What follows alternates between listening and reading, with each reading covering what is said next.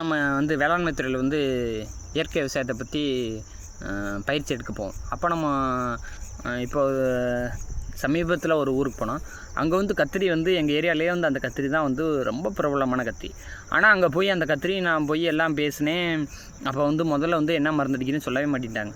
அதுக்கடுத்து நான் ரொம்ப நேரம் பேசின பின்னாடி அவங்க வந்து சொன்னாங்க, தம்பி நாங்கள் கத்திரிக்கெலாம் மருந்தடிப்போம், ஆனால் எங்கள் ஊரில் நாங்கள் மருந்தடித்த கத்திரியை நாங்கள் பயன்படுத்தவே மாட்டோம், கத்திரியே பயன்படுத்த மாட்டோம். கத்திரி வெண்டிக்கனாலும் நாங்கள் பயன்படுத்தின மருந்தை அங்கே எங்கள் வயலில் விளைஞ்சதை வந்து நாங்கள் சமைக்க மாட்டோம் அப்படின்னு முதல்ல உண்மையை சொன்னாங்க. அதுக்கடுத்து நான் ரொம்ப நேரம் பேசின பின்னாடி அதுக்கடுத்து என்ன சொன்னாங்கன்னு பார்த்தீங்கன்னா, தம்பி நாங்கள் பயன்படுத்துகிற மருந்தை வந்து என்ன பண்ணுறோம் பார்த்தீங்கன்னா, அடித்து முடித்த பின்னாடி அப்படியே குழி தோண்டி வயலுக்குள்ளே புதைச்சிருவோம், பக்கத்து வயக்காலுக்கு கூட சொல்ல மாட்டோம்.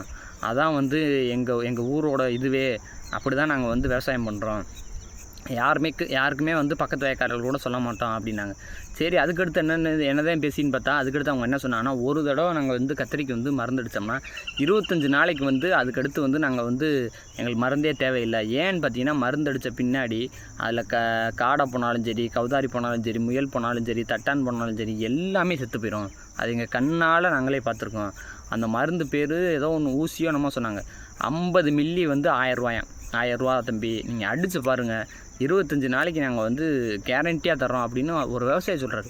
அதாவது இதெல்லாம் வந்து விவசாயிக்கு வந்து வரப்பிரசாதம் நீங்கள் நினச்சாலும் சரி, ஆனால் வந்து தீதும் நன்று பிறதா மாதிரி நம்ம என்ன பயன்படுத்துகிறோமோ அதுதான். காடையும் கவுதாரியும் இன்றைக்கி செத்துச்சுன்னா அது நம்மளை விட சின்ன உயிரினம் இன்றைக்கி செத்துருச்சு. ஆனால் அதை விட நம்ம பெரிய உயிரினம். அதை நம்ம இன்றைக்கும் நம்ம அதை உணராமல் இது பண்ணிட்டோம்னா, இப்போ காடை கவுதாரியை விட தட்டான இதை விட முயலை விட தேனீகள்லாம் சின்னது, அதெல்லாம் டக்குன்னு போய் அழிஞ்சிருச்சுன்னா நம்ம ஏற்கனவே முன்னாடி சொன்ன மாதிரி ஃபுல்லாமே பூ பூத்துருக்கும். எல்லா பயிரும் பூ பூக்கும். ஆனால் தேனீக்கள் இல்லைன்னா அது வந்து காயாக மாறாது. அப்போ அப்படின்னு பார்த்தீங்கன்னா உணவு பஞ்சம் வரும்.